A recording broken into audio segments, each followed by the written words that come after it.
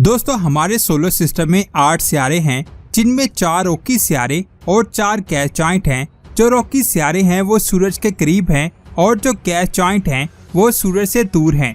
ये आज का सोलर सिस्टम है, लेकिन साइंसदानों की एक स्टडी के मुताबिक अरबों साल पहले गैस जॉइंट सूरज के करीब हुआ करते थे, लेकिन एक चीज की वजह से ये सूरज से दूर हो गए। आखिर वो चीज थी क्या? और साइंसदान का कहना है कि हमारे सोलर सिस्टम में एक और सितारा हुआ करता था।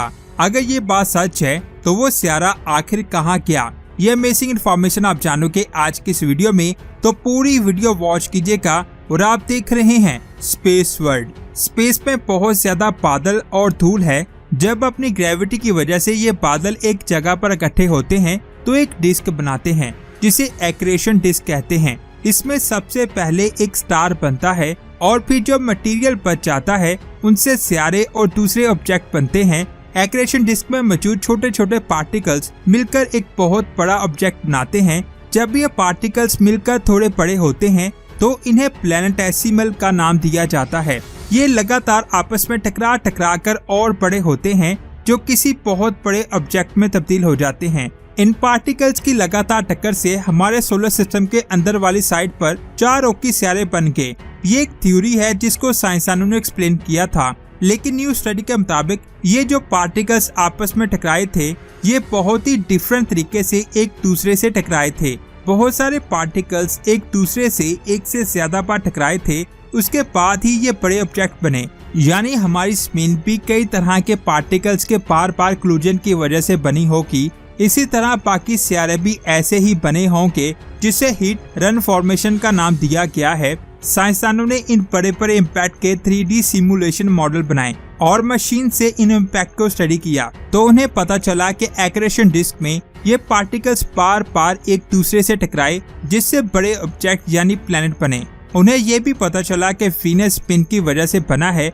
जब कोई पत्थर जमीन की तरफ आता था तो हमारी जमीन उसे वीनस की तरफ भेज देती थी, जिसकी टक्कर से वीनस बना। हिट रन थ्योरी को साइंसदानों ने बहुत ज्यादा डिटेल से एक्सप्लेन किया। उनका कहना है कि प्लैनेट बनने से पहले वाले ऑब्जेक्ट बहुत ज्यादा देर तक एक दूसरे से टकराए थे। वो एक दफा टकरा कर बाउंस करते और फिर से दोबारा टकराते, इसीलिए इसे हिट रन और रिटर्न का नाम दिया गया है।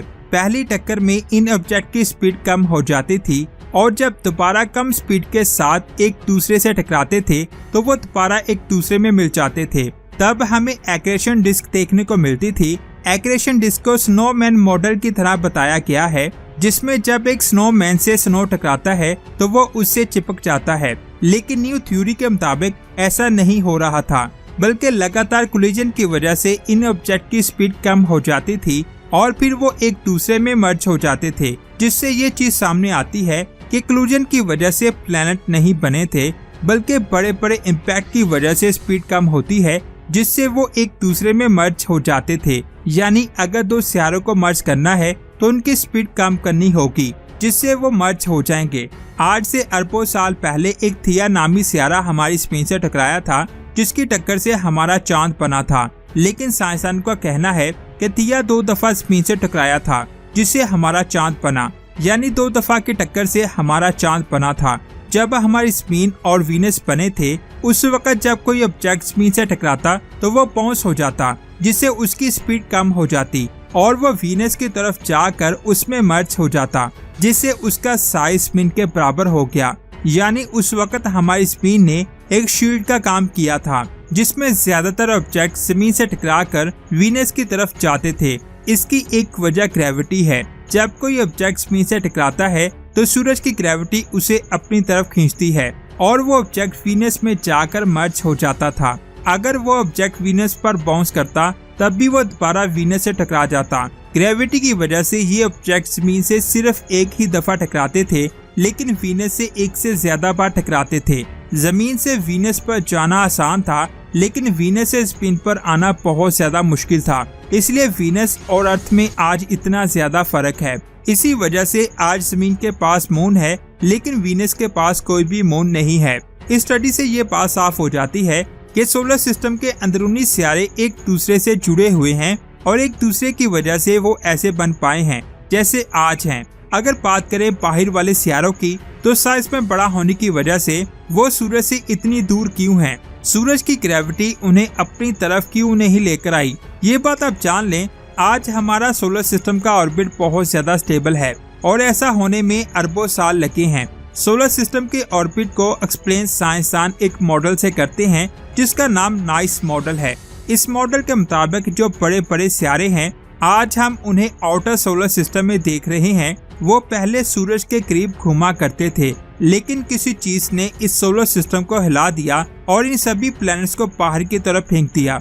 आखिर वो चीज कौन सी थी? साइंसदानों को इसके बारे में नहीं पता था, लेकिन साइंसदानों की एक टीम को लगता है कि उनके पास इसका एक आंसर है। ये चीज सोलर विंड्स में मौजूद डस्ट है। शुरू में बड़े बड़े गैस जॉइंट सूरज के करीब मौजूद डस्ट में हुआ करते थे। जब सूरज गर्म होने लगा, तब उसने इन डस्ट के बादलों को बाहर की तरफ फेंकना शुरू कर दिया।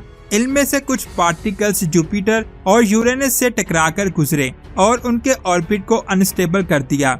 और इस मॉडल में ऑर्बिट के इसी अनस्टेबिलिटी को बताया गया है।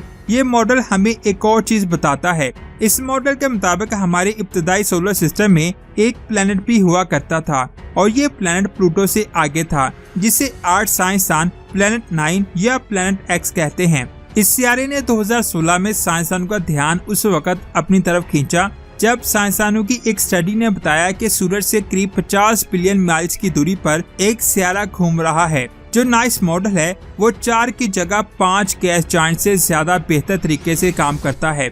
इस मॉडल के मुताबिक जो 5वां सियारा है उसे सूरज की ऑर्बिट से बाहर फेंक दिया गया और वो आज एक आवारा सियारा बन चुका है। लेकिन इस मॉडल में ये क्लियर नहीं हो पाया कि हमारे सोलर सिस्टम में एक और सियारा हुआ करता था, जिसकी वजह से ये हो सकता है कि इन सभी सियारों का ऑर्बिट डिस्टर्ब हुआ हो। जैसे कि आपको पता है, जेम्स स्पेस टेलीस्कोप को लॉन्च कर दिया गया है, जिसको लॉन्च हुए 6 माह हो चुके हैं। लेकिन कुछ दिन पहले एक छोटे से मेट्रोइड की टक्कर से इसका मिरर डैमेज हो गया था, लेकिन नासा ने उस चीज को मैनेज कर लिया था और अब नासा 12 जुलाई को इससे खींची गई पहली रंगीन तस्वीर जारी करने वाली है, जो वाकई में बहुत कमाल की होने वाली है और इसको मैं डिटेल से इस चैनल पर एक्सप्लेन करूंगा। इसी के साथ ही जेम्स स्पेस टेलीस्कोप हमारे सोलर सिस्टम को भी स्टडी करेगा और ये भी जानेगा कि हमारे सोलर सिस्टम में नौवां सियारा है या नहीं। अगर है तो वो कैसा है, उसका साइज कितना बड़ा है और वो कहाँ है। आप इसके बारे में क्या कहते हैं, नीचे कमेंट्स करके जरूर बताएं। वीडियो अच्छी लगी तो लाइक करने के साथ साथ इसे आगे भी शेयर करें। मिलते हैं एक और अमेजिंग वीडियोस में। अपना बहुत सारा ख्याल रखें। अल्लाह हाफिज।